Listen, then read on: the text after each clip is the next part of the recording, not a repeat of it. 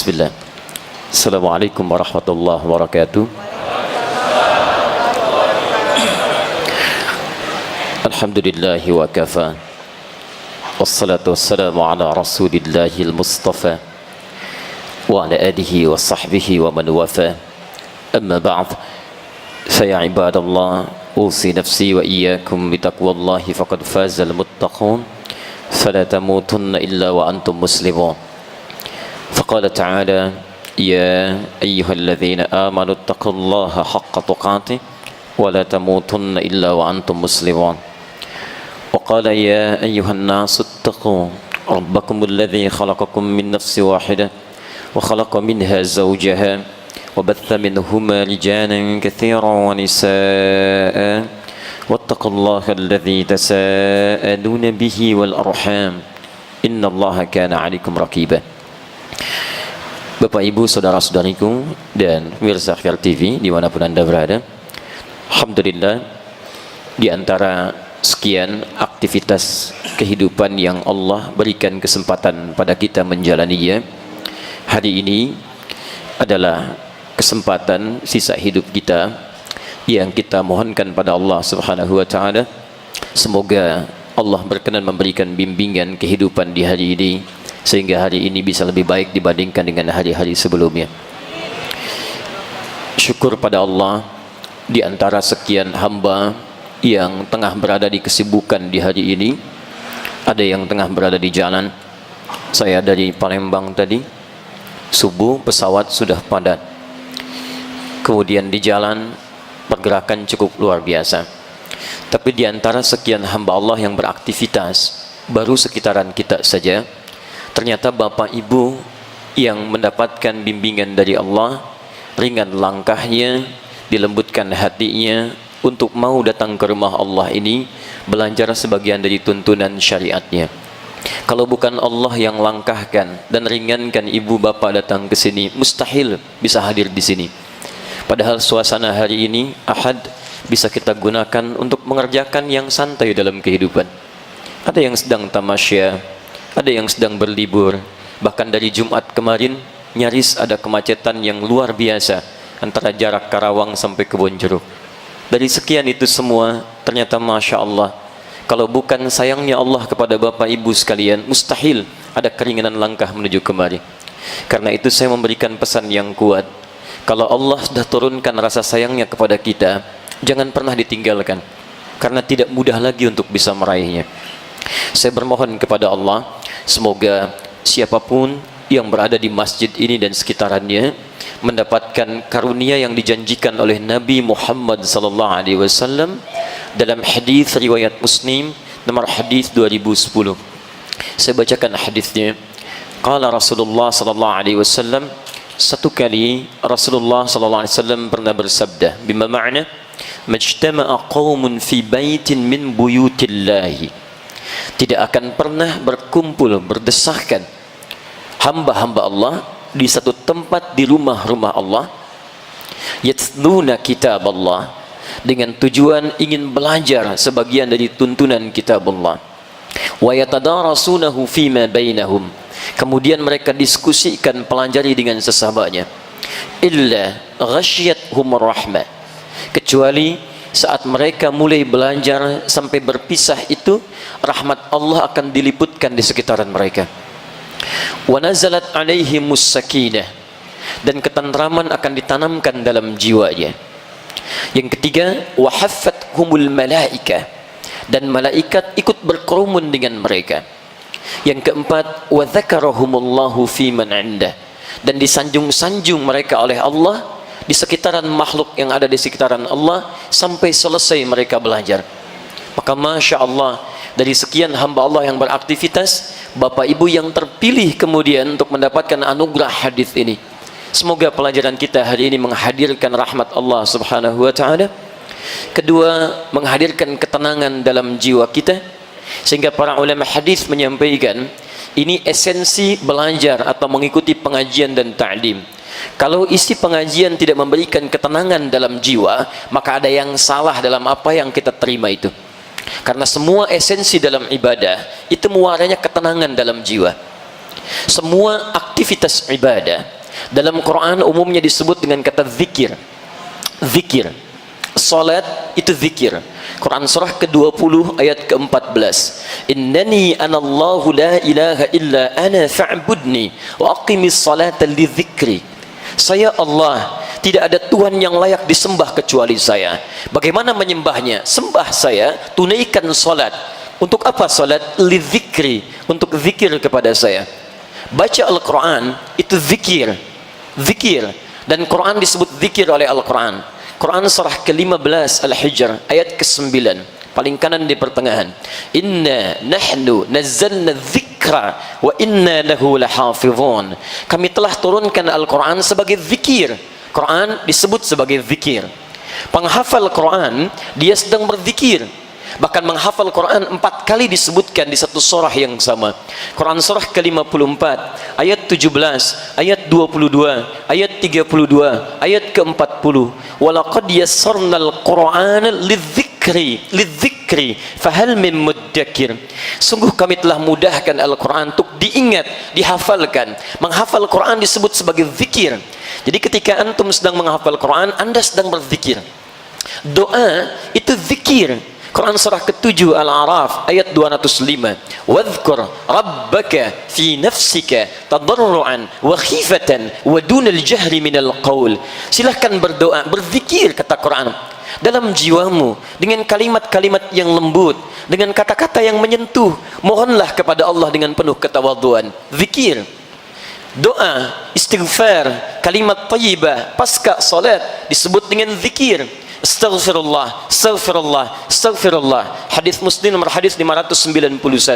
La ilaha illallah wahdahu la syarika lah, lahul mulku wa lahul hamdu wa huwa ala kulli syai'in qadir.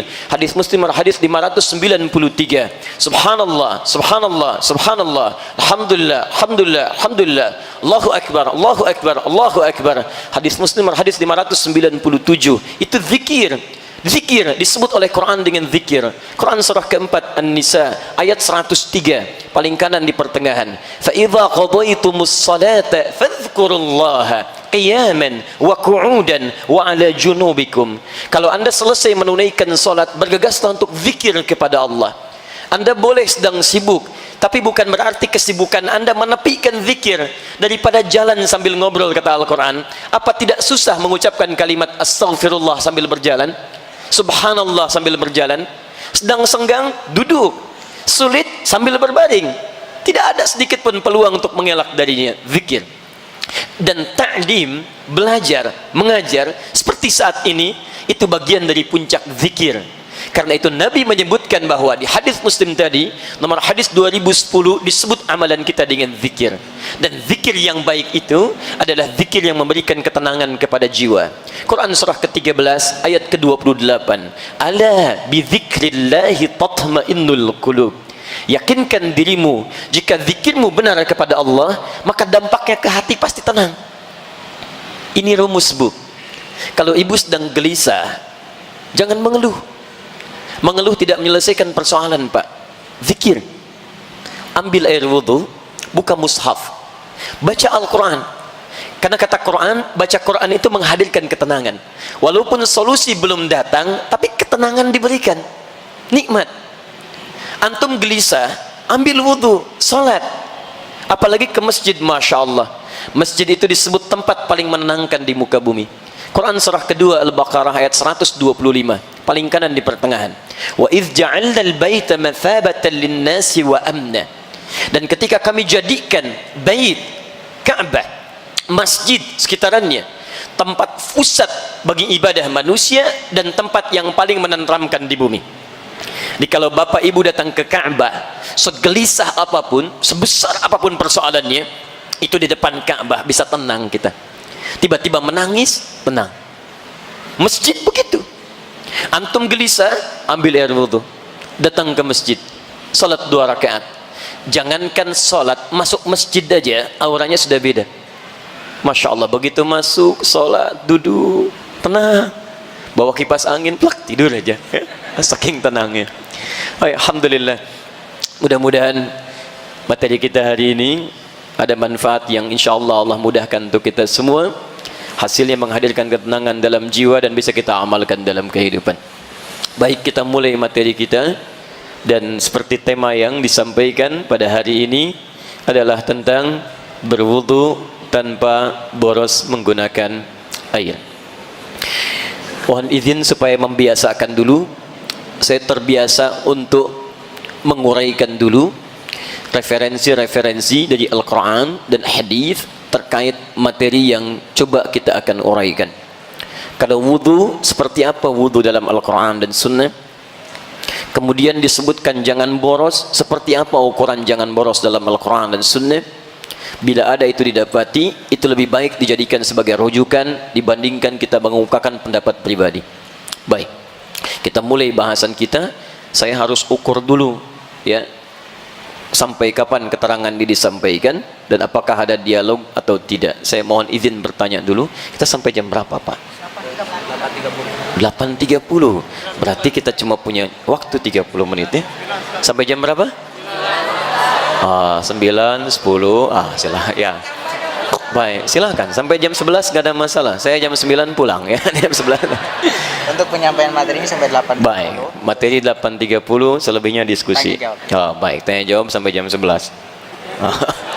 Asal Ustadz tetap di sini. Baik. Bismillah, kita mulai. Kita mulai pertama tentang bahasan wudhu dulu, baru kemudian seperti apa wudhu yang baik. Perhatikan baik-baik, saya turunkan dulu keterangan dari Al-Quran. Cara belajar yang baik itu, jika akan membahas persoalan tentang ibadah, maka ada 3 turunan, 3 hal yang mesti diurai.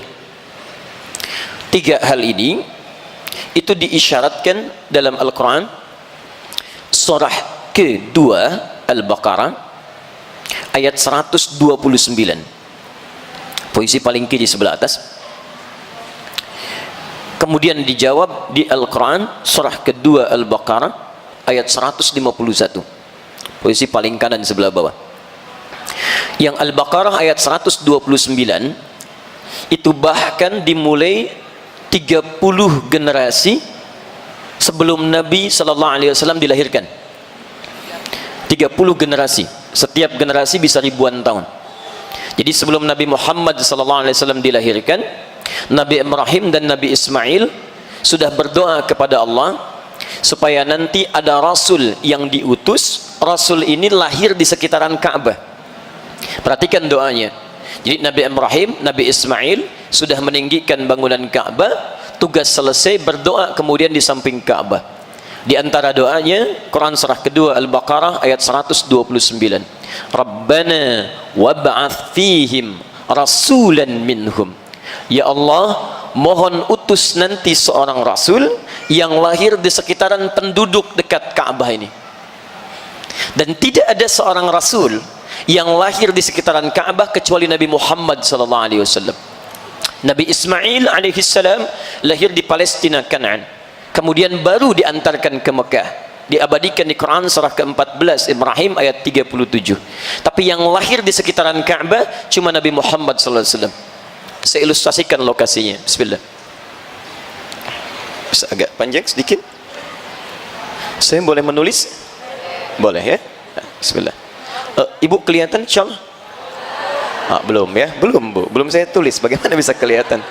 Belum, ya? Saya tulis dulu baru kelihatan, ya. Ini saya ilustrasikan. Kalau ini Zamzam Tower sekarang, ya. Ini geser sedikit. Kalau ke kirinya di sini ada Hilton. Di sini ada kipas angin pertama. Yang ini ada toilet di sini. Kipas angin yang kedua di sini. Kemudian ini geser sedikit ke sini, ada Istana Raja. Ini Jabal Qubais. Ini Istana Raja di sini. Kemudian kita jalan ke sebelah sini, kisaran 30 meter ada security, pos satpam, CCTV-nya di sebelah sini. Satu orang penjaganya, seragamnya coklat. Kemudian geser sini, ini tiang listrik yang besar, lampu. Ini tiang lampu yang kedua, ini tiangnya lebih kecil dari ini, tapi ini sudah tidak ada. Geser sini, ke arah sini, kisaran 100 meter. Di sini ada tempat ngambil air zam-zam. Kalau ibu bapak ingin ambil air zam-zam yang pakai jerigen, jangan maksa yang ke sini, Bu, di masjid, di kelamaan. Ini lebih bebas ini.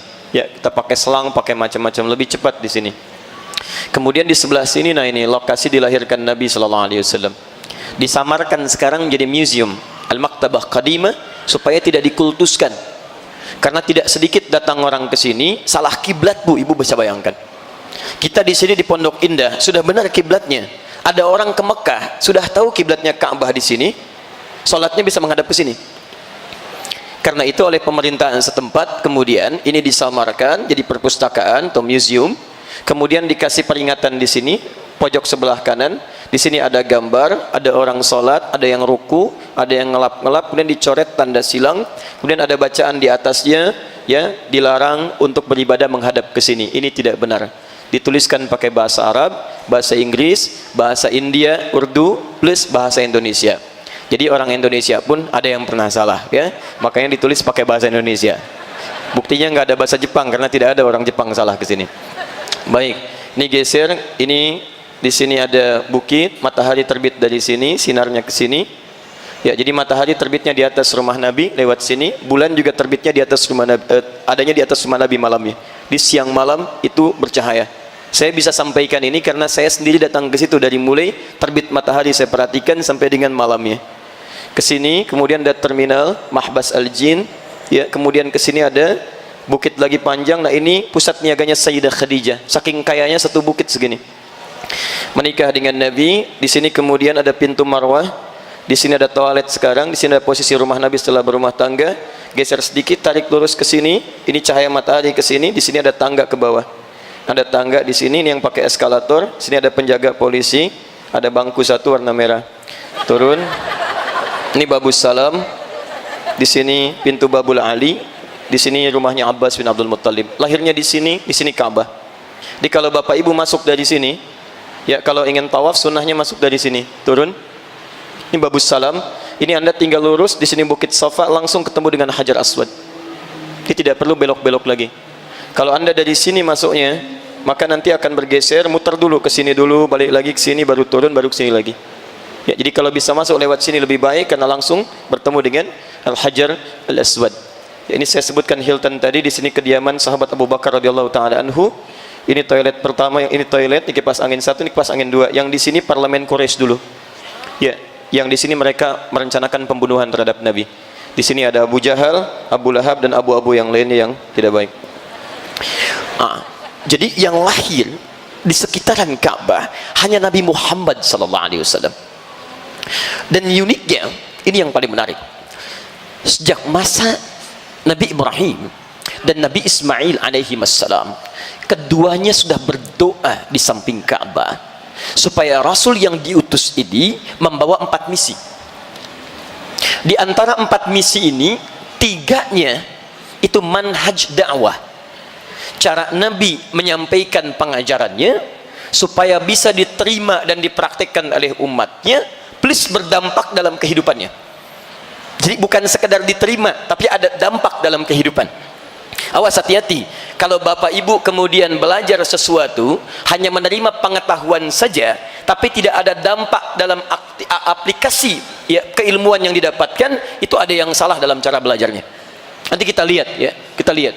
3 ini, 1, yatslu alaihim ayatika, menyampaikan kepada umatnya ayat-ayatmu, dalil dari Al-Quran.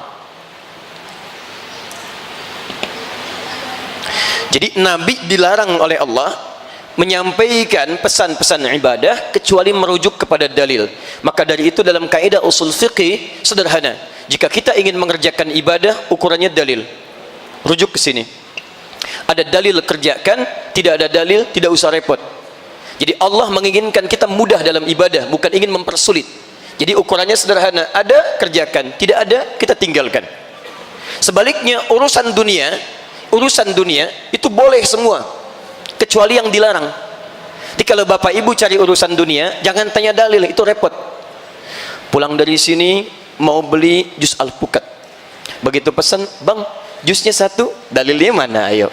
Susah kayak gitu, ya, gak akan dapat kita, ya. Ini rujukannya. Yang kedua,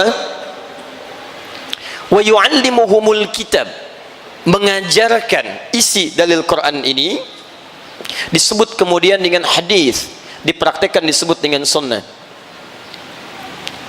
Misal Nabi ingin tunjukkan tentang solat, gak boleh Nabi perintahkan kita solat sebelum ada petunjuk dari Allah. Solat tunaikan. Turun ayat Quran surah kedua, misal ayat 43, wa aqimus solah, tunaikan solat. Maka ketika ayat turun, baru kewajiban solat bisa kita kerjakan.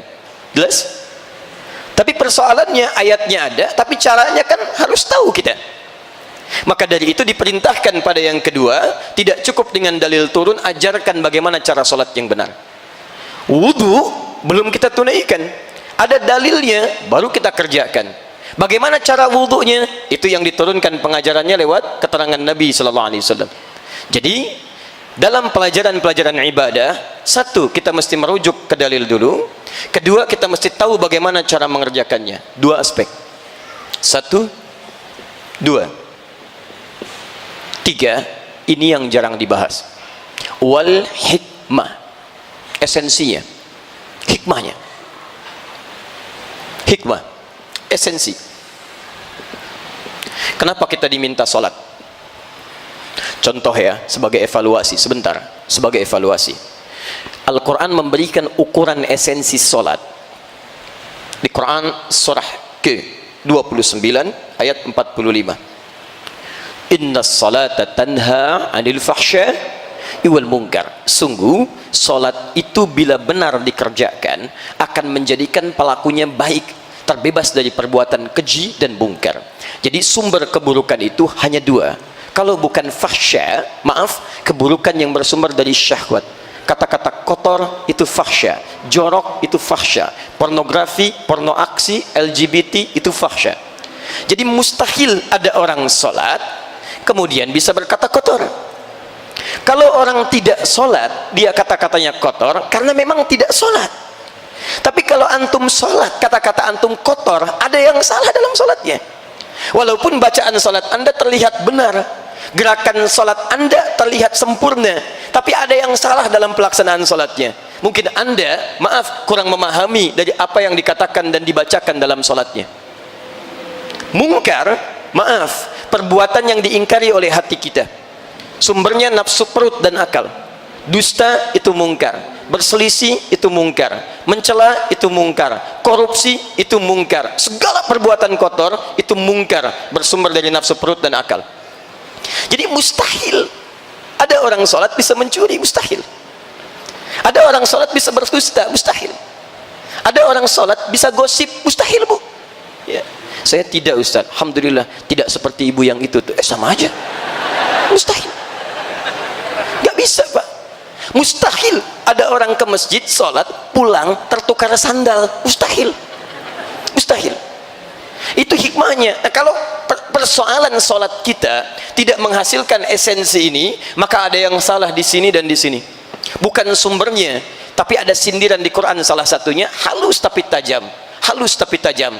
Ada orang sholat yang tidak memahami, mengerti apa yang dibaca dan dilakukan dalam sholatnya. Coba cek dalam sekian sholat yang kita tunaikan, ribuan kali ruku dan sujud, berapa persen bacaan sholat yang kita pahami? Jangan-jangan kita ruku nggak ngerti yang dibaca, sujud tidak paham apa yang dilakukan. Bagaimana kita bisa khusyuk dalam sholat? Ini poinnya.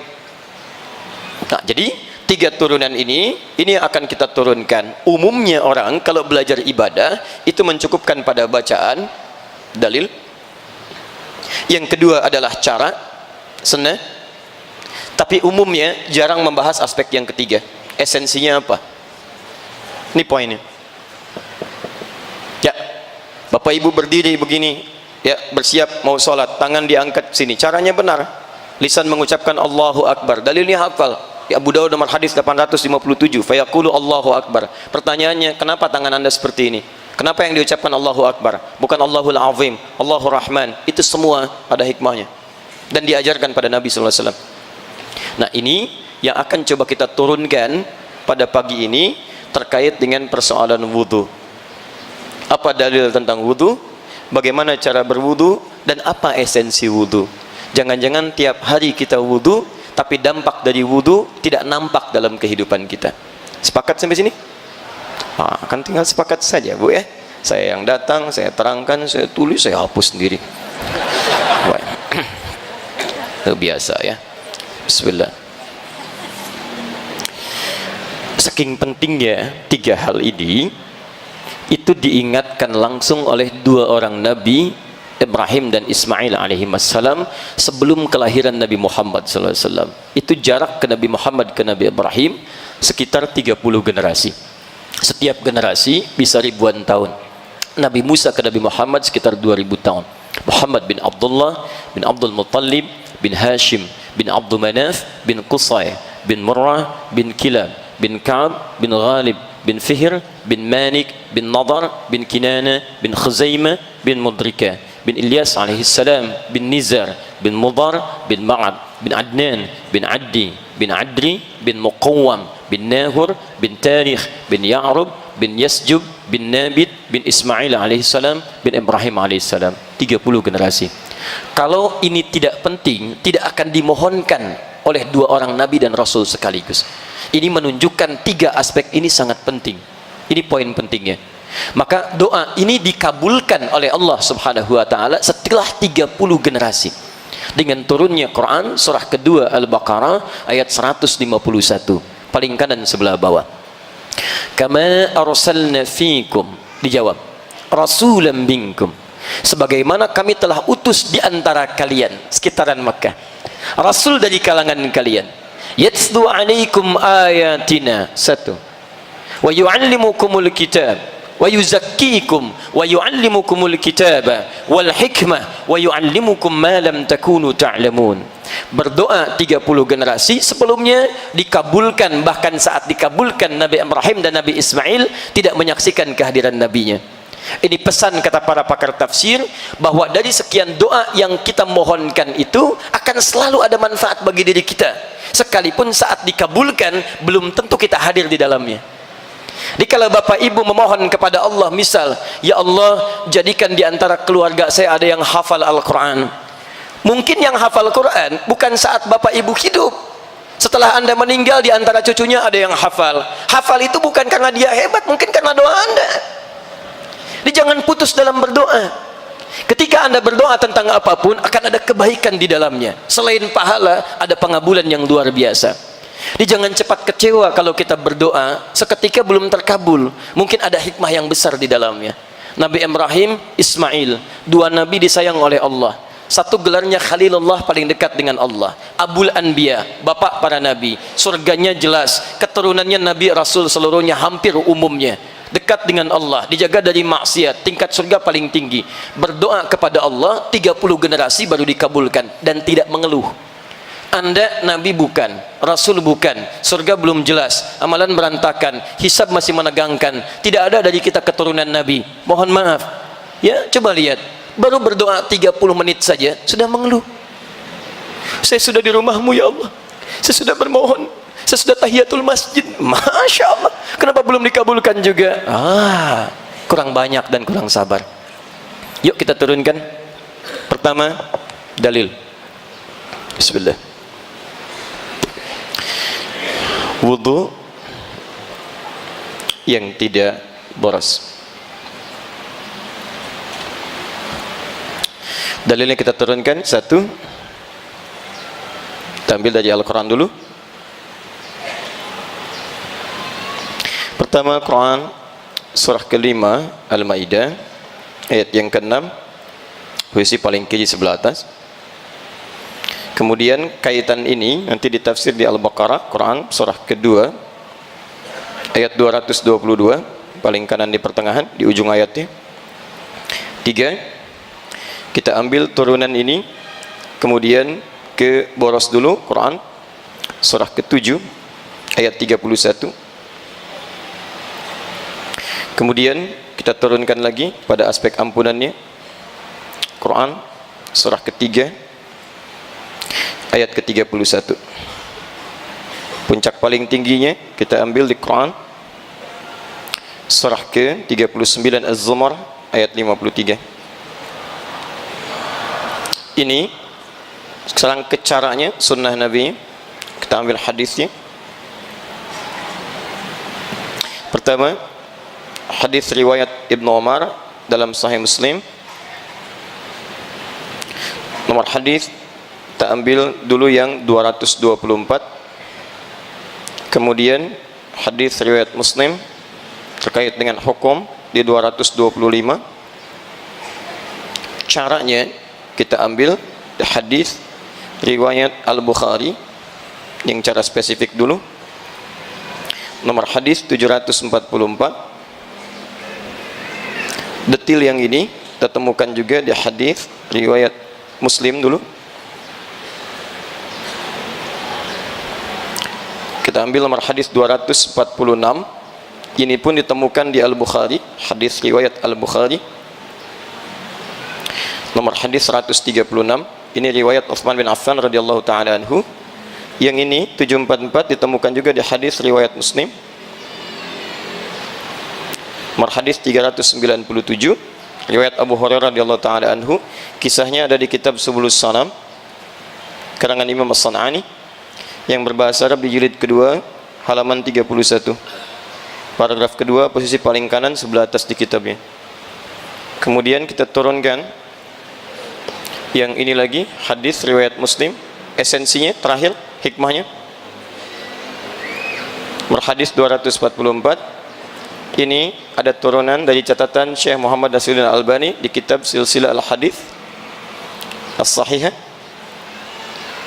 Kata Syekh Muhammad Nasiruddin Al-Albani, nomor hadis 6048. Ya. Sampai di sini pelajaran kita insyaallah. Setannya, ada setan khusus menggoda orang wudu. Hati-hati. Nanti kita bahas ya. Mudah-mudahan cukup waktunya. Kita ambil dulu aspek setannya di Quran surah kedua ayat 168 paling kanan sebelah bawah. Setan itu tugasnya menggelincirkan. Quran surah kedua ayat ke-36 seperti menggelincirkan Adam. Janji kepada Allah untuk menggoda. Quran surah keempat ayat 119. Dia berasal dari iblis. Quran surah kedua ayat 34. Iblis asalnya dari jin. Quran surah ke-18 ayat ke-50. Dan jin tidak nampak. Itu masalahnya. Quran surah ke-15 ayat 27. Ya. Ini materi kita. Waktu saya tinggal 15 menit lagi. Baik. Satu, kita mulai tentang wudu. Bapak Ibu sekalian, pertama kita ambil ukuran dulu melalui definisi apa itu wudu. Sehingga dengan ukuran itu kita bisa turunkan pada praktek dengan mudah. Wudu itu ada dua pemaknaan. Satu, pemaknaan secara bahasa. Kedua, pemaknaan secara tafsir bahasa. Jadi ada pengertian secara bahasa murni, ada pemaknaan secara tafsir bahasa yang diambil dari keterangan Al-Quran dan Hadis. Secara bahasa, wudu itu disebut dengan an-nadhafah, al-husnu wan-nadhafah, bersih dan indah. Bersih dan indah secara bahasa. An-nadhafah, bersih dan indah. Diharapkan dengan orang ketika berwudu, dengan wudu itu maka semakin bersih tampilan dirinya dan nampak indah dalam penampakan perilakunya. Kenapa saya sebut dengan penampakan perilaku? Karena kalimat keindahannya bukan menggunakan kata jamalah tapi husnun. Ingat, kata husnun dalam bahasa Arab itu menggambarkan keindahan dari aspek akhlak, perilaku, bukan tampilan fisik. Kalau tampilan fisik itu orang Arab menyebutnya dengan jamalah. Jamalah dari kata jamalah, jamalun, seperti ini. Kalau pakai sifat pakai ta, ini artinya ganteng, cantik, keindahan secara fisik. Tapi pakai alif Pak ya, jamal. Jamal, kalau alifnya dibuang, Jamal, ini unta. Ya. Siapa nama Bapak? Jamal. Masya Allah. Begitu umrah, di visa dituliskan tanpa alif lagi, Jamal begini. Ini yang repot. Begitu masuk kemudian proses imigrasi, itu bengong petugasnya. Pakai alif, Jamal. Kalau ini melekat pada seseorang, kalau laki-laki misalnya, maka berubah jadi jamil namanya. Jamil, ya, yang mengambil sifat ini, ya, pada tampilan fisik. Laki-laki ganteng, jamil. Misal namanya Saiful, sifatnya ini jadi Saiful Jamil. Misal. Kalau perempuan tambah tak di ujungnya, Jamilah, cantik secara fisik. Misal namanya Mulan, pakai Jamilah, Mulan Jamilah misal. Kenapa? Contoh saja. Nah, tapi kalau yang tampak keindahan itu dari aura kebaikan, kelihatannya seperti biasa bagi kalangan sementara orang. Ukuran cantik dan gantengnya tidak terlampau tinggi, tapi akhlaknya mulia. Nah, itu dalam bahasa Arab disebutnya bukan jamil jamal lagi, tapi husnun. Husnun. Sifat orangnya disebut dengan hasan, perempuannya disebut dengan hasanah. Jadi kalau bapak ibu ingin jadikan laki-laki kepada perempuan, tinggal tambah tak di ujungnya. Muslim tambah tak, perempuan muslimah. Mukmin perempuan mukminah. Soim perempuan, kan? Itu. Nah, orang wudu itu, maaf ya, lihat baik-baik. Jadi sifat wudu itu dari segi bahasa sudah jelas. Bukan sekedar menghadirkan kebersihan dalam fisik. Mohon izin, maaf, wajah dibersihkan, bersih luarnya. Tapi apakah kebersihan wajah itu memancarkan akhlak yang mulia di wajah? Kalau antum bersih wajahnya, tapi suram senyumnya, tidak ada akhlak kebaikan di wajahnya, ada yang salah dalam wudunya. Tangan dibasuh, bersih, tapi kebersihan tangan secara fisik tidak mencerminkan kebaikan perilakunya. Maaf, kotor juga, mengerjakan hal yang dilarang, ada yang salah dalam wudunya. Ini baru aspek bahasa. Karena itu, dalam penafsiran bahasa ini, oleh para ulama, kalimatnya dispesifikan. Apa kalimat yang bisa menggabungkan dua aspek ini? Dalam bahasa Arab ada satu istilah, namanya taharah. Taharah. Kalau sudah disebutkan taharah, maka keduanya menjadi satu. Kalau cuma nadhafah, itu bersih luarnya. Bersih luarnya. Pernah dengar kalimat ini? An-nadhafatu minal iman. Kebersihan sebagian daripada iman. Itu hadis palsu. Ya. Saking palsunya, di kitab hadis palsu pun tidak ditemukan. Orangnya disebut dengan nadhif, ini nadhafah. Ya. Hati-hati, ini walaupun sederhana, ini penting. Saking pentingnya, ini spidol susah menuliskan, mau habis tuh tintanya. Jadi fokus teman-teman, lihat baik-baik. Ini memang agak banyak yang aneh sekarang ya. Spidol sulit mengulas, air sampai habis saking pentingnya tuh. Cuman gelasnya. Baik, alhamdulillah, biasa. Lihat, fokus ini. Jadi kalau disebutkan nadhafah, itu cuman luarnya. Antum kalau ingin bersih-bersih luar, jangankan orang Islam, non muslim juga bisa mengerjakan itu. Anda bersihkan tangan, yang lain bersihkan tangan. Anda bersihkan wajah, yang lain cuci muka. Apa bedanya Anda dengan yang lain? Karena itu dirubah pengertiannya, diarahkan pada petunjuk yang benar. Wudu itu tidak sekedar menjadikan kebersihan secara fisik, tapi juga ada makna taharah di sana. Taharah itu bersih luarnya, suci dalamnya. Itu poinnya, bersih dan suci. Karena itu kalau teman-teman membuka kitab fikih, dibuka dengan kalimat makna wudu, pengertian wudu, maka akan kata ini yang kita temukan, babut taharah, bab tentang taharah, tapi isinya wudu. Dari mana para ulama memutuskan kalimat taharah? Bukan sembarangan, dari keterangan Nabi SAW, tercantum dalam hadis riwayat Muslim nomor hadis 224. Ini riwayatnya Ibnu Umar, Abdullah bin Umar radhiyallahu taala anhuma, anaknya Umar bin Khattab. Kemudian yang kedua hadis riwayat Muslim nomor hadis 225, riwayatnya sahabat Abu Hurairah radhiyallahu taala anhu. Lihat kalimatnya. Yang pertama, qala Rasulullah sallallahu alaihi wasallam, la tuqbalu salatun min ghairi tuhurin wala sadaqatun min ghululin. Tidak akan pernah diterima solat seseorang tanpa bertaharah. Taharah yang dimaksudkan wudu. Di Nabi pun menyebut wudu dengan kata taharah. Artinya kalau ada seseorang solat tidak mengerjakan wudu dulu, maka solatnya tidak akan diterima oleh Allah Subhanahu wa taala. Khusyuk salatnya sampai menangis bagus, masya Allah, bacaannya syahdu sampai salam, cuman sayang nggak wudhu, ya, maka salatnya tidak diterima oleh Allah Subhanahu Wa Taala.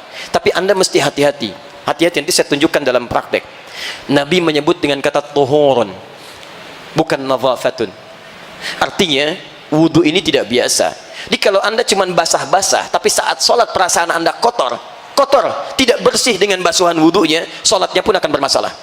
Bahkan turun ayat Quran di sini, fawailul lil musallin, celaka orang sholat.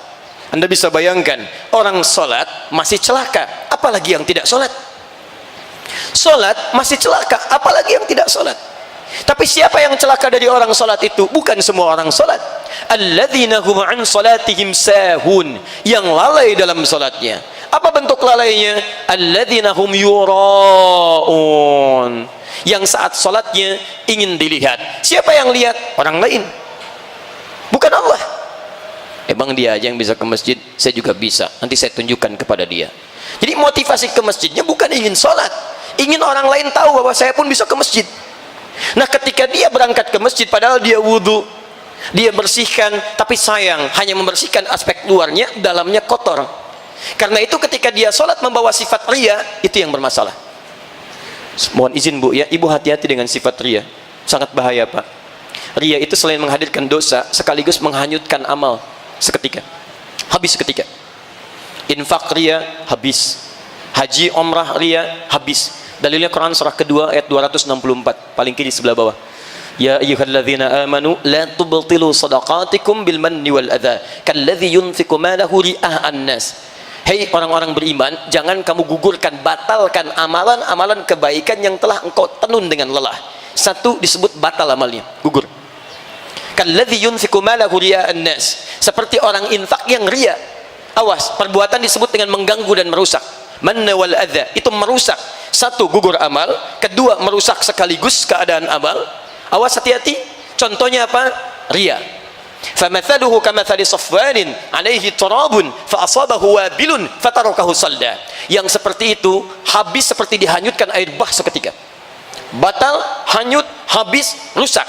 Wallahu la yahdil qaumil kafirin. Dan Allah tidak memberikan petunjuk kepada orang kafir, diserupakan dengan perbuatan orang kafir. Ya, nggak ada nilainya. Dan lebih capek daripada orang kafir. Orang kafir tidak sholat, nggak ada nilainya. Antum sholat, nggak ada nilainya. Lebih capek kan? Makanya Allah beri petunjuk, lelah, capek. Ini musim-musim umrah nih, jangan sampai muncul ria. Sudah capek, keluar biaya, keluar tenaga, keluar waktu, nggak ada nilainya, nggak ada nilainya. Hati-hati. Tidak salah kalau kita ingin ngundang, minta doa dan sebagainya, tapi ria jauhkan. Dan ngundang bagus-bagus, Bapak Ibu sekalian. Insya Allah saya mau berangkat umrah. Mohon saya didoakan. Saya banyak salah, minta maaf. Ini umrah pertama kami dalam kehidupan. Mungkin juga yang pertama di komplek ini ya. Pak RW belum umrah, Pak RT belum umrah. Kami doakan Pak di Mekah supaya semua bisa umrah. Masya Allah, habis. Nih, ya. Jadi sekarang lihat baik-baik. Orang yang wudunya benar, maka semua perangkat tubuhnya yang dibasuh dalam wudu itu pasti akan baik. Ini poin paling pentingnya. Ini esensinya.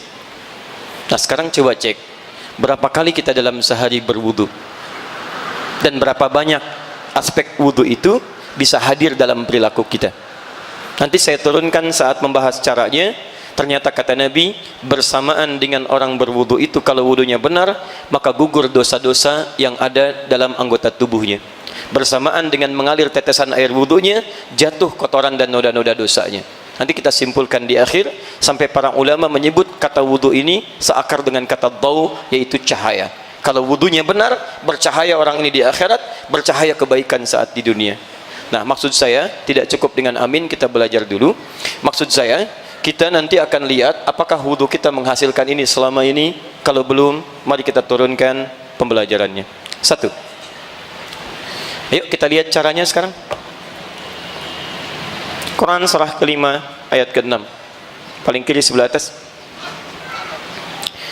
Quran surah kelima Al-Maidah ayat yang ke-6. Ya ayyuhalladzina amanu, hei orang-orang yang telah menyatakan dirinya beriman kepada Allah. Tahan sebentar, saya berikan aspek tafsirnya dulu ya. Kalau ada ayat Al-Quran dibuka dengan kalimat iman, artinya informasi yang akan disuguhkan lewat ayat itu sekaligus menjadi indikator keimanan pemiliknya. Semakin cepat kita merespon dan serius mengerjakannya, ini pertanda iman kita berada di level yang baik. Tapi kalau Anda malas mengerjakannya dan abai dalam penunaiannya, ini menunjukkan imannya dalam keadaan lemah. Hati-hati. Ayat wudu dibuka dengan iman. Ketika Anda serius mengerjakan wudu dengan cara yang benar, ini menunjukkan iman Anda dalam keadaan yang baik. Tapi kalau Anda abai, ya, asal saja, kemudian basah saja, tak peduli dengan cara kebaikan-kebaikan dalam mengerjakannya, ini menunjukkan iman kita sedang di bawah standar yang baik. Jelas? Tayyib. Mari kita teruskan. Ya ayyuhalladzina amanu, ai orang-orang telah menyatakan dirinya beriman kepada Allah. Idza qumtum ilas shalah, kalau Anda ingin menyempurnakan salat. Kalimat kumtum aqama yuqimu aqimu aqim yuqimuna, artinya sempurna. Dan kalimat salat umumnya dibuka dengan kalimat aqama yuqimu. Salat pertama Al-Baqarah ayat 3, paling kiri sebelah atas. Alladzina yu'minuna bil ghaib wa yuqimunas shalah. Ayat 43, wa aqimus shalah. Quran surah 11 ayat 114, wa aqimis shalah. Quran surah 17 ayat ke-78, aqimis shalah.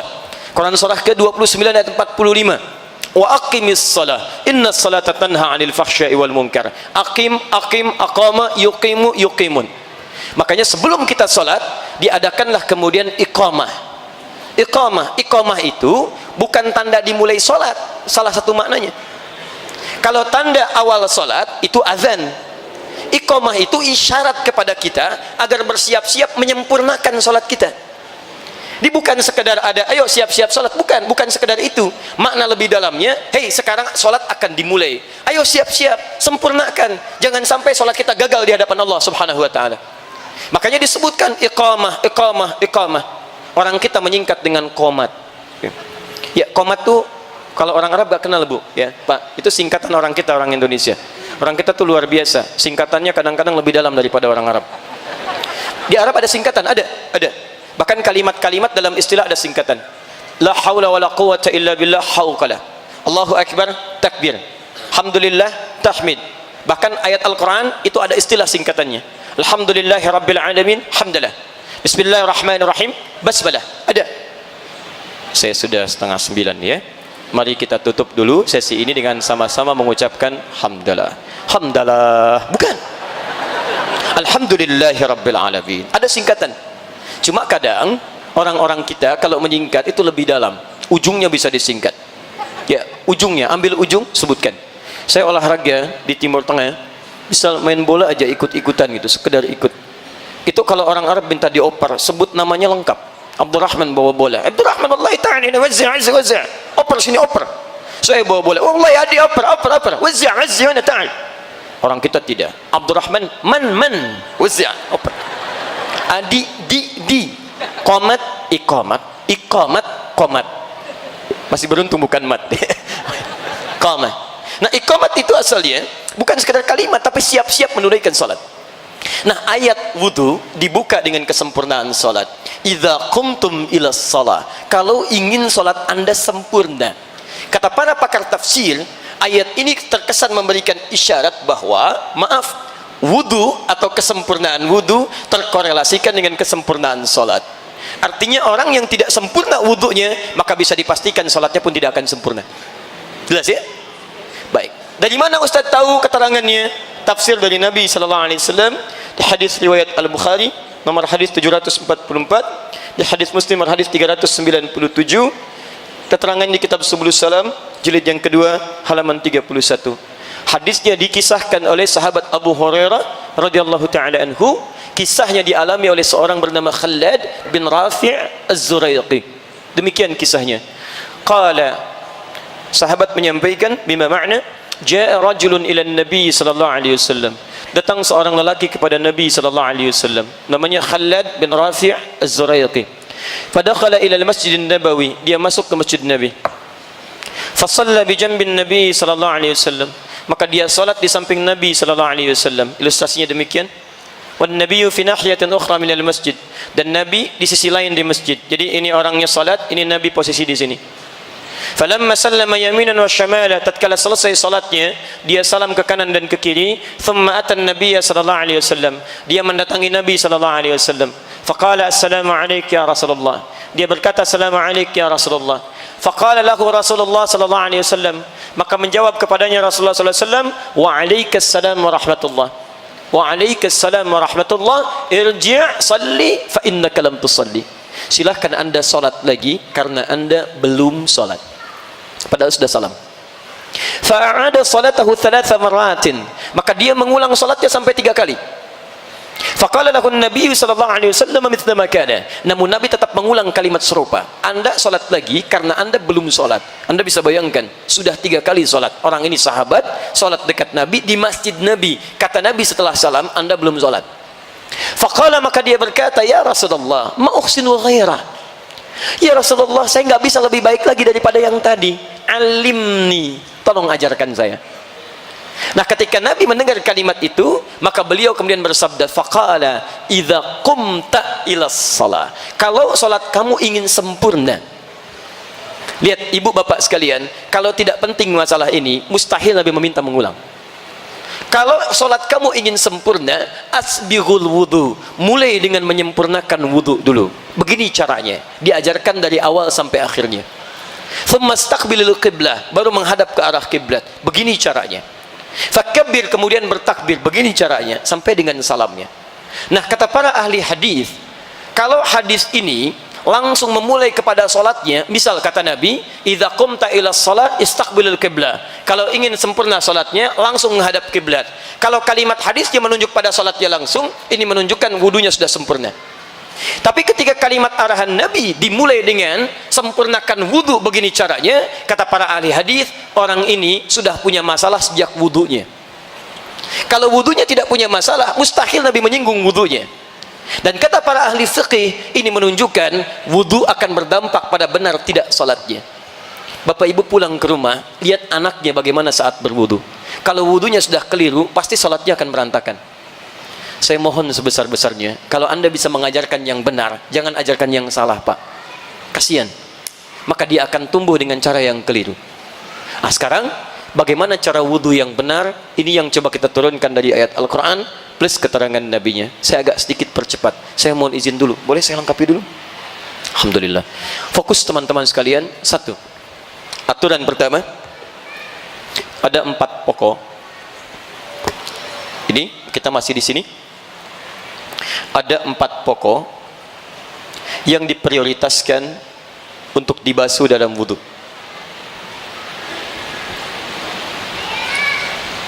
Ada 4. Perhatikan baik-baik. 4 pokok ini sifatnya wajib. Bila Anda memiliki air yang sangat terbatas, tidak terlampau banyak. Di perjalanan tidak menemukan air yang cukup banyak, ukurannya hanya segelas ini misalnya. Baik, dan Anda cukup untuk minum pada misalnya jatah air yang lain, atau misalnya ada gelas-gelas air untuk yang lain untuk minum. Ada sebagian bisa digunakan untuk wudu, cuma segini volume airnya. Fokus. Maka jika masih ada air bisa digunakan, cukup membasuh yang 4 ini, maka jangan dahulukan tayamum. Dahulukan yang 4 ini dulu. Jelas ya?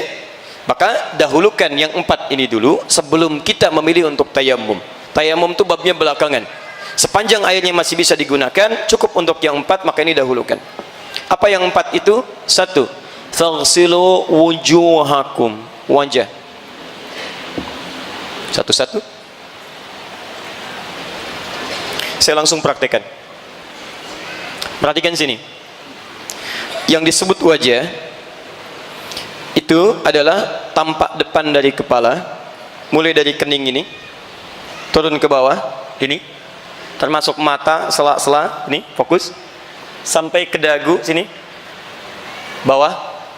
Dan mohon maaf sebentar, ikhwan laki-laki teman-teman yang ada jenggotnya, termasuk dengan menyelai-nyelai jenggotnya.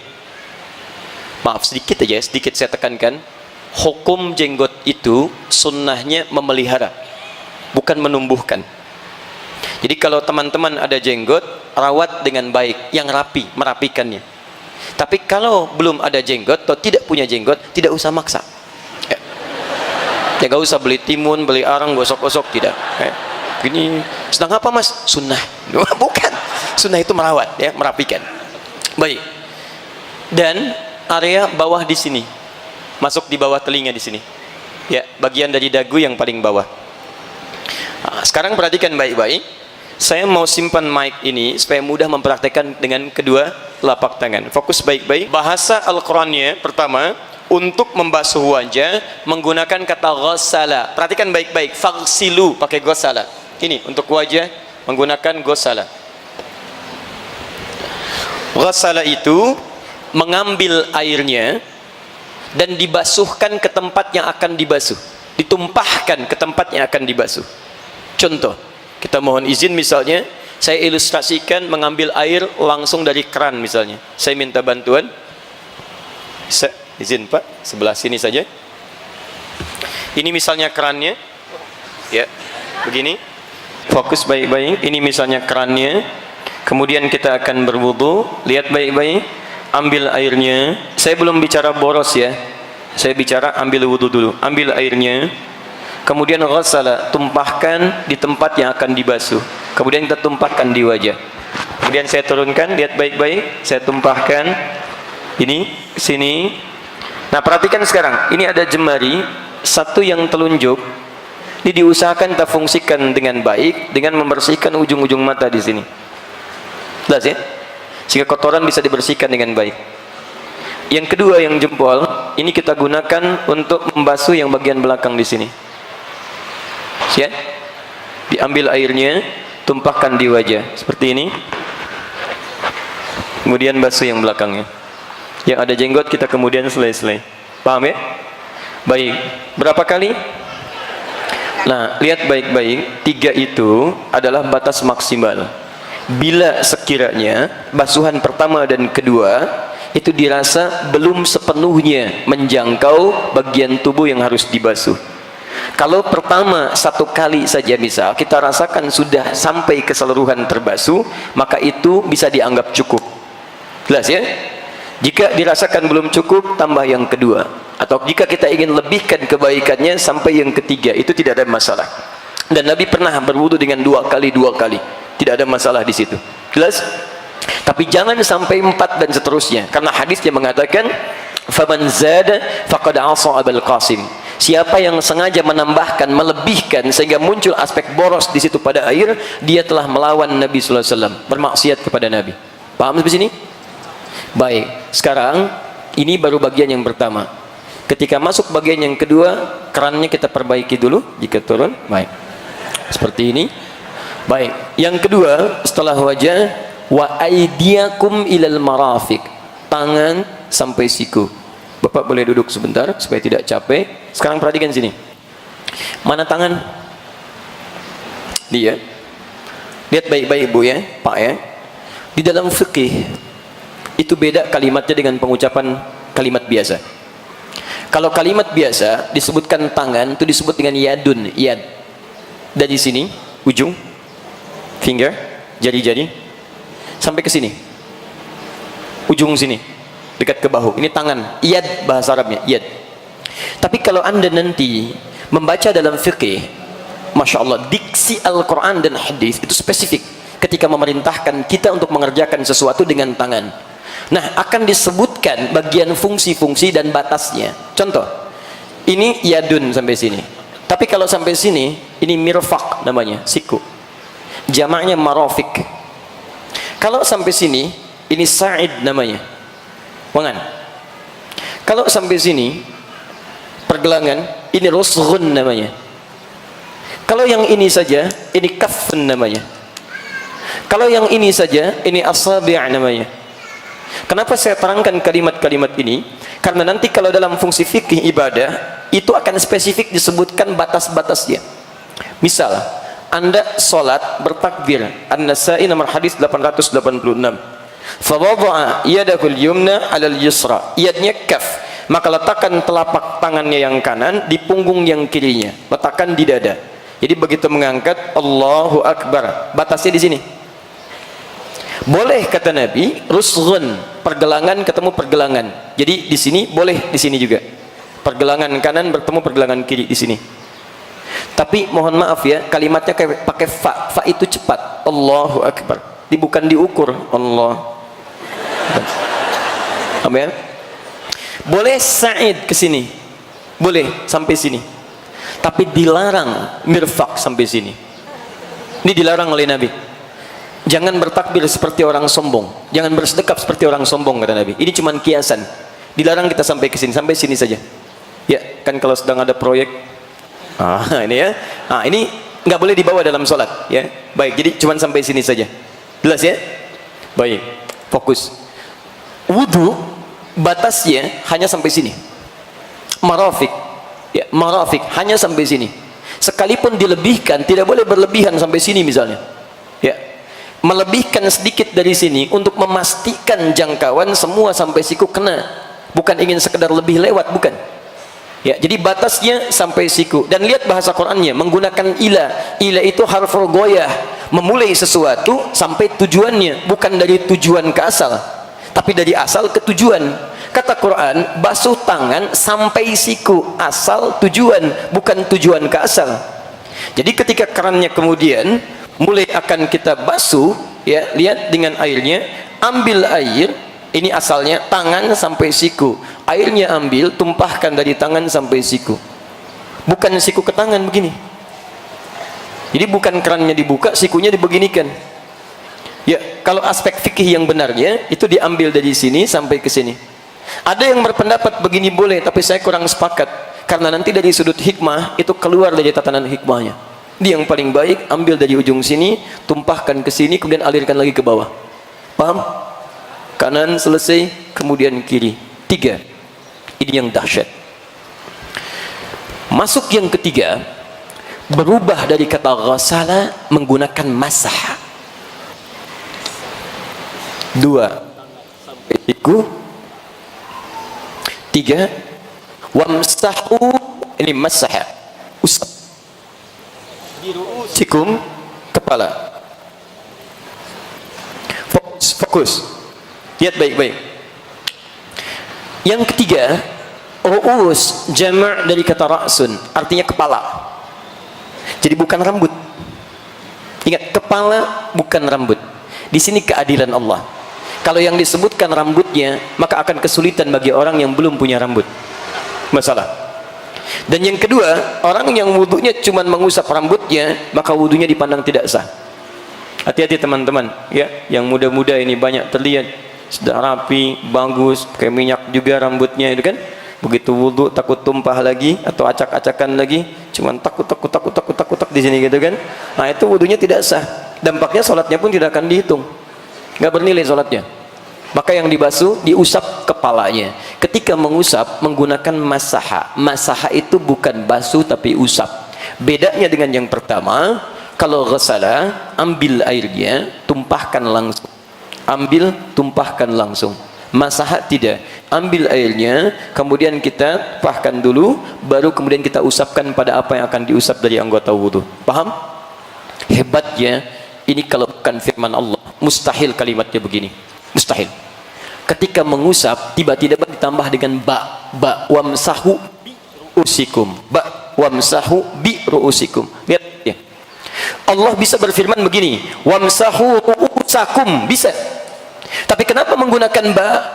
Ini rahasia besarnya. Huruf ba dalam standar bahasa Arab itu setidaknya ada 14 makna. 14 arti. Nanti lihat di kitabnya Mughnil Labib an Kutubil A'arib karya Ibnu Hisham Al-Ansari dari halaman 25 sampai halaman 59. Disebutkan 14 makna dalam bahasa Arab. Ba dalam Bismillahirrahmanirrahim itu ba-nya punya makna sendiri. Ba dalam innamal a'malu binniyat, ba-nya punya makna sendiri. Ba dalam alaihissallahu bi ahkamil hakimin, ba-nya punya makna sendiri. Dan kenapa dalam ayat mengusap kepala menggunakan huruf ba? Setidaknya dari 14 itu ada 3 makna dari 14 itu. Satu, namanya istighraq. Istighraq itu artinya menunjuk pada sesuatu keseluruhan, luas pada umumnya. Kalau diterapkan pada wudu, artinya fokus baik-baik, ambil airnya, kemudian setelah itu tumpahkan begini, maka Anda basuhkan dari depan sini sampai ke belakang. Ya. Nabi dikisahkan menerapkan bagian pertama ini, ngambil hatta adbara. Adbara itu bagian belakang, ambil, usap dari depan ke belakang. Boleh kalau ingin dibalikan ke depan, tidak ada masalah. Yang penting dari depan sampai ke belakang, umumnya keseluruhan. Maka ini makna ba yang pertama. Ba yang kedua disebutkan at-tahdid, at-tab'id, maaf, at-tab'id ma'at tahdid. At-tab'id ma'at tahdid. Jangan terjebak dengan istilah, yang penting Bapak Ibu paham. At-tab'id ma'at tahdid, yaitu menunjuk pada sebagian tapi ada batas. Sebagian tapi ada batasnya. Kata para ulama, batasnya di sini ubun-ubun. Jadi kalau Anda misalnya ingin berwudu kemudian mengusap bagian kepala, dalam kondisi tertentu Anda usap bagian ini pun sampai ubun-ubun, sudah sah wudunya. Jelas ya? Yang ketiga adalah at-tab'id min duni tahdid. Sebagian tapi nggak ada batas. Yang penting masuk bagian kepala. Fokus. Ini kepala bukan? Ini kepala. Ini kepala. Yang penting masuk bagian kepala, kita usap, sudah sah wudunya. Apa hikmahnya kenapa menggunakan huruf ba di sini? Karena tidak dalam setiap kondisi kita bisa mengusap kepala keseluruhan. Antum punya masalah di kepalanya, misal ada qadarullah, misalnya ada musibah, luka di kepala, luka yang ini, maka bukan alasan bagi antum untuk tidak mengusap kepala. Boleh antum usap yang bagian sini, itu sah wudunya. Dan hebatnya akhwat yang perempuan, tidak bisa ibu berwudu misalnya, misal dalam setiap keadaan yang longgar. Mungkin ada satu kondisi ibu akan berwudu, saat mengusap kepala hijab gak bisa dibuka, maka sederhana sebetulnya, ambil airnya, tumpahkan, kepala bagian ini usap, atau ambil bagian tertentu di kepala, itu sah hukumnya. Dan sepakat ulama fikih, nggak ada perbedaan di sini, sepakat. Ya, jadi maaf, Nabi mengajarkan, sahabat mencontohkan, tabi'in mengikuti, ulama mengajarkan, semuanya sepakat. Nabi nyampaikan, sahabat sepakat, tabi'in sepakat, ulama sepakat. Ibu Rasul bukan, ya, sahabat bukan, tabi'in bukan, ulama bukan, tidak sepakat. Ibu yang kurang sehat, ya. Jelas ya? Maka ini faedahnya kenapa menggunakan huruf ba. Ba. Wah, bahasa Arab itu luar biasa. Alhamdulillah, orang Indonesia ada yang raih doktor PhD di Al-Azhar hanya membahas huruf ba saja dalam ayat wudu. Ba dalam ayat wudu, huruf ba dapat doktor PhD. Silakan, masih ada huruf ta, huruf sampai ya. Nah, itu untuk kepala. Terakhir, yang keempat, wa arjulakum ilal ka'bain. Perhatikan baik-baik. Allah mengembalikan harakat dari i ke a. Tadi wamsahu biru'usi i. Tapi ketika menyebut kaki kembali ke a. Wa arjulakum, ikut hukum sebelumnya. Ketika kalimatnya menggunakan a bukan i, berarti hukumnya diikutkan pada hukum yang awal. Wa aidiakum a, pakai a. Wa arjulakum a, berarti hukum membasuh kaki sama dengan hukum membasuh tangan. Artinya salah bukan masaha. Ini basuh kaki. Karena ghasala, maka prakteknya, mohon izin, mudah-mudahan teman-teman atau kamera bisa melihat dengan baik. Perhatikan baik-baik. Saya mohon izin, barangkali saya berikan contoh begini. Maaf, kaki saya mengangkat sedikit lebih tinggi, saya copot kaos kakinya. Perhatikan baik-baik. Yang basuh pertama, karena menggunakan ghasala, maka airnya diambil, ditumpahkan di kaki. Batas kakinya, mohon maafkan saya angkat agak tinggi ya supaya terlihat. Batas kakinya itu dari sini jemari bawah sampai ke pergelangan kaki di sini, mata kaki. Jelas ya? Baik, ini mata kaki sampai sini, sampai mata kaki, ingat batasnya. Ini rijlun sampai sini, ini rukbatun, ini rusghun, mankab. Ini mata kaki, ini lutut, ini paha. Awas, kenali baik-baik ya. Tadi kepala, tadi tangan, ya, sampai ke kaki. Kepala, pundak, lutut. Sekarang masuk ke sini. Lihat sekarang. Lihat, fokus. Cara membasuhnya, ambil, tumpahkan di tempat wudu, paling bagus bagi 3. 1, Kita mulai dengan bagian pertama di jari-jari ini, sela-sela. Kalau bisa antum selai-selai dulu, ambil, kemudian selai-selai dulu di sini. Ya, gunakan kelingking. Kenapa bukan jempol Ustaz? Kegedean. Udah, jangan banyak dibahas. Ini hati-hati dengan kotoran yang di sini. Ada di sela-sela yang jempol. Karena banyak orang bermasalah sampai diancam oleh Nabi. Ada orang yang diancam dengan siksa kubur karena sengaja meninggalkan kotoran di kakinya. Karena tidak sopan. Antum masuk ke sini pakai sepatu kotor, diterima nggak oleh DKM? Tidak. Antum menghadap Allah pakai kaki kotor. Kan tidak menyenangkan. Dan dia tahu itu kotor, cuman sengaja nggak dia basuh. Maka seakan-akan menghadirkan maksiat yang nyata di hadapan Allah Subhanahu wa taala dan diancam dengan hukuman yang besar. Satu di sini. Kedua, ambil air, tumpahkan lagi. Usap bagian belakang di sini, bagian belakang. Ketiga, ambil air keseluruhan, maka ratakan keseluruhannya. Ya, basuh keseluruhan. Selesai 4 ini. Paham? Baik, saya teruskan sebentar. Pak. Ini yang 4. Kita baru belajar cara. Nah, yang 4 ini diprioritaskan kalau kondisi airnya memang diduga cukup hanya membasuh yang 4 itu saja dan bisa digunakan. Maka jangan dulu dahulukan tayamum, tapi prioritaskan yang 4. Jika airnya cukup banyak, maka kita sempurnakan dengan sunnahnya dan tambahan pahala bisa kita raih. Apa di antara sunnahnya? Pertama, mulai ya dengan kita berniat membaca bismillah, kemudian kita menyela-nyela tangan, ambil air ya, kita basuhkan dulu, sunnah pertama. Kedua, selesai kita kumur-kumur. Di antara kumur-kumur ini boleh kita sambil menyikat bagian gigi, membersihkan ya. Laula an asyqa ala ummati, kata Nabi, kalau saya tidak bermaksud memberatkan kepada umatku, la amartuhum bisiwak 'inda kulli salati, aku akan perintahkan mereka menyikat giginya sebelum mereka salat. Sebelum mereka salat atau saat mereka salat. Ada yang menafsirkan sebelum salat gosok-gosok begini, ada yang menafsirkan saat wudu dia bersihkan, supaya sisa makanan yang menyelip di gigi itu bisa dihilangkan dengan cara digosok-gosok itu. Bisa menggunakan sikat gigi atau mungkin bagian dari jemari seperti ini. Paham ya? Baik, jadi ambil, kumur-kumur, nah kemudian tumpahkan. Sunnah dari berkumur-kumur ini adalah yang kedua, menghirup ke hidung, istinsyak namanya. Hirup sebagian airnya ke hidung, kemudian kita istinsyar, keluarkan kotorannya ya dari daerah hidung. Saya ulang, sunnah pertama ini basuh tangan, kedua kumur-kumur, ketiga hirup sebagian, istinsyak, keempat keluarkan, istinsyar. Sunnah selanjutnya, fokus baik-baik, telinga, membasuh telinga. Ini caranya bisa langsung sekaligus dari kepala begini, turunkan kemudian ke telinga, boleh. Boleh juga setelah kepala ambil air lagi untuk membasuh telinga. Itu sah karena dua hadisnya ada dari satu sahabat yang sama, yaitu Utsman bin Affan radhiyallahu taala anhu. Posisinya ada di sini. Hadis Muslim hadis 246. Ya, boleh sampai di sini. Kemudian ke ujung kaki sudah selesai, kerjakan dengan tertib. Sunnah selanjutnya baru ditutup dengan doa. Dan di sini saya akan berhenti sejenak. Doa ini sunnah juga dalam wudu, diakhiri dengan doa. Pertanyaan saya, apa doanya? Doanya disebutkan di sini, hadis Muslim hadis 244, juga ada di silsilah hadis as-sahihah karya Syekh Muhammad Nasruddin Al-Albani nomor hadis 6048. Saya bacakan doanya.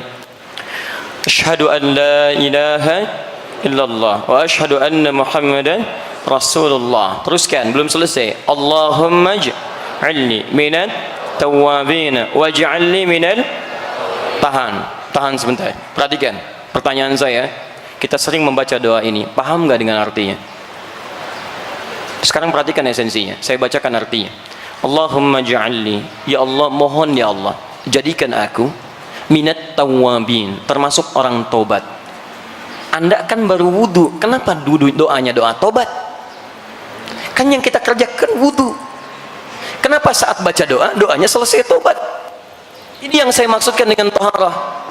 Makanya Nabi menyebut dengan taharah. Bukankah tobat itu mengakui dosa yang pernah dilakukan, menyesalinya, dan berjanji akan meninggalkannya? Di orang wudu itu sebetulnya dia sedang bertobat dengan seluruh anggota tubuhnya. Makanya silahkan cek kenapa hikmahnya yang dibasuh dalam wudu itu umumnya anggota tubuh yang sering kita gunakan beraktivitas. Wajah dengan mata menatap, lisannya berbicara, kumur-kumur, Lihat tangan, ini yang menyentuh, megang macam-macam. Dari ujung jemari sampai ke sini, gerak. Sampai ke telinga yang sering mendengar, sampai ke ujung kaki. Mata kadang lihat yang keliru, lisan bicara yang salah, tangan mengerjakan yang keliru, kaki melangkah pada yang salah. Kadang-kadang sombong, kata Al-Quran. Mohon maaf, orang yang wudunya benar, itu saat dia berwudu, sebetulnya dia sedang bertobat. Jadi begitu Anda misal berkumur-kumur, itu bukan sekedar mengeluarkan kotoran fisik yang ada di lisan. Tapi kata Nabi, saat benar-benar dia, hadis Muslim hadis 246, saat benar-benar dia mengeluarkan air di mulutnya, bersama itu jatuhlah kotoran dosa-dosanya. Jadi Anda saat berkumur-kumur itu, coba ingat-ingat, ini salah apa lisan kita? Barangkali kita merasa baik, tapi orang lain menilai kita itu sering salah dengan lisan kita. Bicara yang tidak menyenangkan, sering mencela orang lain, kadang-kadang gibah, bicara yang tidak elok dalam kehidupan. Ini kan aneh, minimal 5 kali wudu. Kalau sekali wudu masih salah, barangkali agak wajar. Tapi kalau 5 kali dibasuh masih kotor juga, perlu berapa kali dibasuh lagi? Saya basuh tangan sekali, masih kotor, wajar lah, nggak kesentuh. 2 kali masih kotor, 3 kali agak kurang wajar, 5 kali dibasuh masih kotor juga. Antum butuh berapa basuhan lagi? Seharusnya orang yang berkumur minimal 5 kali dalam sehari itu bersih lisannya. Selesai. Tidak ada hubungan dengan dengan dusta lagi, berkata yang kotor lagi, kalimat yang tidak menyenangkan. Dimohon izin, kalau ada setiap hari wudu lisannya kotor, ada yang salah dalam wudunya. Evaluasi. Sampai ke tangan digunakan untuk menulis. Kadang-kadang menulis yang tidak baik, bikin status, menulis yang tidak benar, hoax, mencela orang lain. Atau Anda yang tanda tangan proyek yang tidak jelas, katanya wudu, bahkan baru wudu lagi, Masya Allah, Pak, ini ada proyek, Masya Allah, nilainya miliaran, tapi sifatnya haram. Silakan Pak tanda tangan. Sebentar ya, saya wudu dulu. Wudu dulu, Masya Allah. Habis wudu baru tanda tangan. Mustahil. Tangan yang dipakai taat, mustahil dipakai maksiat. Mustahil. Ini teman-teman, mustahil itu. Tidak akan pernah tangan digunakan maksiat. Lisan yang dipakai sholat, mustahil digunakan maksiat. Kaki yang dipakai untuk ibadah, dibasuh dengan wudu, mustahil berbuat yang tidak elok. Mustahil. Ayo Pak, di sana ada proyek, nilainya besar Pak. 100 miliar, bagian Bapak 20%. Tidak, saya berwudu, mohon maaf. Naik deh Pak, 50%. Sebentar, saya istikharah dulu. Istikharah dulu. Yes. Jadi kalau seseorang sudah bertobat itu, dia janji. Teman-teman evaluasi, coba tangannya salah apa? Selesai wudu, hilang. Kalau belum, wudu lagi. Waj'alni minal mutatahhirin. Mutatahhirin adalah orang-orang yang selalu memperbaiki diri untuk bersih luarnya, suci dalamnya. Dari kata taharah. Mutatahhir, orang yang berusaha suci. Kalau sudah suci disebut dengan tahir. Kalau ibu bapak wudunya seperti ini, fokus ya, wudunya seperti ini, taubat, kemudian taharah, bersih luar dalam, maka Anda langsung disebut oleh Al-Quran berpeluang mendapatkan cinta Allah Subhanahu wa ta'ala. Itu ada di Quran surah kedua ayat 222. Ini Quran surah kedua ayat 222, di ujung ayatnya, innallaha yuhibbut tawwabin wa yuhibbul mutatahhirin. Allah akan cinta orang-orang yang berusaha untuk taubat dan selalu membersihkan atau menyucikan dirinya. Yuhibbut tawwabina wa yuhibbul mutatahhirin. Anda berdoa setiap wudu, Allahumma ij'alni minat tawwabina waj'alni minal mutatahhirin. Minat tawwabina minal mutatahhirin. Innallaha yuhibbut tawwabina wa yuhibbul mutatahhirin. Jadi kalau wudu Anda bagus, taubat Anda benar, Anda tinggalkan maksiat, Anda raih taat kepada Allah, maka cinta Allah akan Anda raih. Itu poinnya yang dahsyat. Kalau cinta Allah sudah kita raih, maka yang pertama Allah berikan bagi kita semua adalah ampunan dari semua dosa. Semua dosa diampuni. Itu ada di Quran surah ketiga ayat 31. Dosa sebesar apapun, walaupun israf dalam dosa, Quran surah 39 ayat 53. Perhatikan rumusnya, saya berakhir di sini. Qul, Quran surah 3 ayat 31. Qul in kuntum tuhibbunallaha fattabi'uni. Katakan Muhammad, jika kalian serius mencintai Allah, ikuti saya, ikuti Nabi. Di bagaimana Nabi beraktivitas dalam kehidupan, termasuk wudunya ikut Nabi. Kalau Anda bisa melakukan itu, perhatikan, ini persamaannya. Perhatikan, yuhibbukumullah, maka cinta Allah akan diberikan kepada Anda. Nah, saat Allah mencintai seorang hamba, apa yang diberikan? Wa yaghfir lakum dzunubakum, maka Allah akan ampuni seluruh dosa-dosanya. Selesai. Jadi kalau kita wudunya benar, perbaiki wudu lagi, perbaiki wudu lagi, perbaiki wudu lagi, taubat, mutatahhir, Masya Allah. Itu diantara tanda dicintai oleh Allah Subhanahu wa ta'ala. Jadi kalau Bapak Ibu ingin berusaha meraih cinta Allah, Anda dicintai pasangan hidup, bahagianya luar biasa. Kenapa tidak ada yang ingin dicintai oleh Allah Subhanahu wa ta'ala? Ada yang tidak punya dosa di sini? Boleh angkat tangan? Yang sedikit? Yang banyak? Lalu saking banyaknya nggak bisa angkat tangan kan? Dan sekarang diberikan peluang untuk diampuni dosa, kenapa tidak kita raih? Bahkan israf itu dosa paling tinggi. Boros dalam dosa. Jadi semua pengen diraih. Kalau ini bohong saja, ini mencela saja, ini pukul saja. Kalau yang ini, kalau ada orang berbuat dosa belum dia kerjakan, kayaknya kurang. Mas, sudah pernah mukul orang? Belum saya. Tuh ada di sana. Mana? Datang. Oh, Masya Allah. Jadi kalau belum melakukan dosa, gatal tangannya. Tiba-tiba dia ingin kembali, maka ada jalan untuk kembali. Di Quran surah 39 ayat 53. Qul ya ibadiyalladzina asrafu ala anfusihim la taqnatu min rahmatillah. Hei, katakan Muhammad pada hamba-hamba Allah yang banyak dosanya berlebih, jangan putus asa dari rahmat Allah. Caranya salah satunya ini, taubat dan perbaiki dalam wudu. Jelas di sini? Baik, syaratnya tidak berlebihan juga dalam wudunya, karena israf diantaranya bermakna berlebihan dalam menggunakan sesuatu, termasuk air wudunya. Maka kami tutup dengan Quran surah ke-7 ayat 31. Ya bani Adam khudhu zinatakum 'inda kulli masjid. Hai anak cucu Adam, silahkan berikan tampilan terbaik saat ada panggilan dari masjid, maksudnya salat, kenakan yang terbaik, termasuk wudu dengan baik. Wa kulu washrabu wala tusrifu. Silahkan makan, minum, tapi jangan berlebihan. Tusrifu, kalimatnya menggunakan israf, bukan dimakan minum saja. Dosa bisa israf, wudu bisa israf. Karena ada orang minum berlebihan, ada orang menggunakan air berlebihan. Minum pakai air, wudu pakai air. Karena itu pakai para ulama fikih, berlebihan dalam wudu pun itu termasuk bermaksiat kepada Nabi dan dosa di hadapan Allah Subhanahu wa ta'ala. Jadi kalau nanti gunakan air, ada 3 sifat air dipakai wudu. 1, air yang seperti ini berada dalam satu wadah tertentu. 2, air yang ada dalam keran yang bisa diatur. 3, air yang mengalir seperti di sungai atau lautan sekitarnya. Kalau yang 3 itu nggak ada masalah. Yang seperti ini dengan keran itu yang kita kondisikan. Saya akhiri, kalau pakai keran, maka kita atur jangan sampai terlampau berlebihan.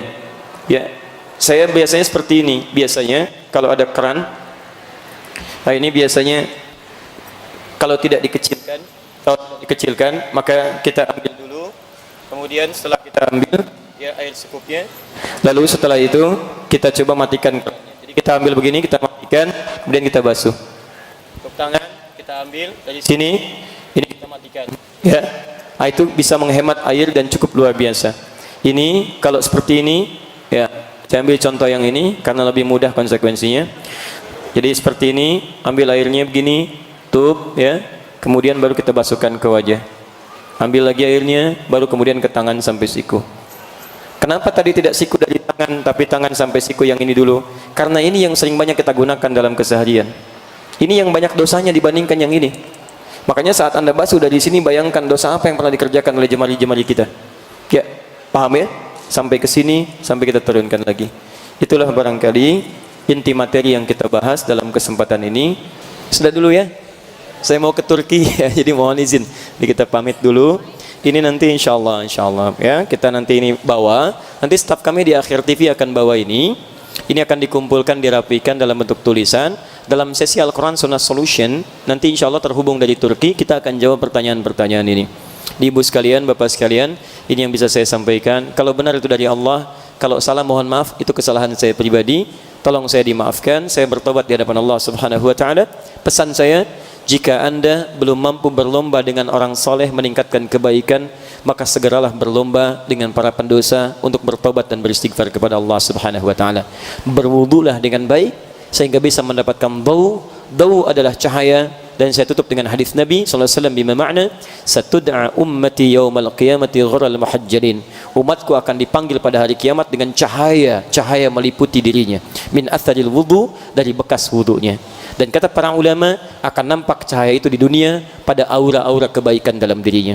Subhanakallahumma wa bihamdika asyhadu an la ilaha illa anta astaghfiruka wa atubu ilaik, wa akhiru da'wana alhamdulillahi rabbil alamin wal 'afu minkum. Assalamualaikum warahmatullahi wabarakatuh.